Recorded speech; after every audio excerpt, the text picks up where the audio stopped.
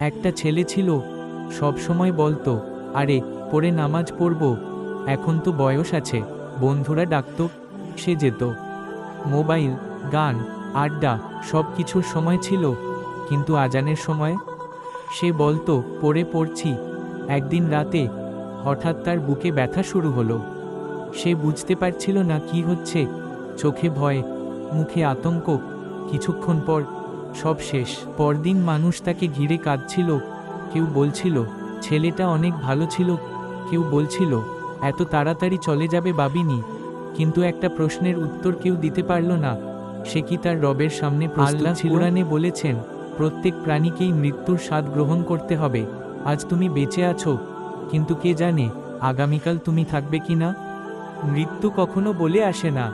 যদি আজই তোমার শেষ দিন হয়, তাহলে তুমি কি আল্লাহর সামনে দাঁড়ানোর জন্য প্রস্তুত?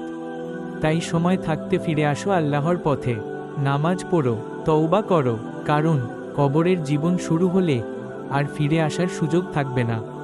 দুনিয়া সাময়িক, আখিরাত চিরস্থায়ী।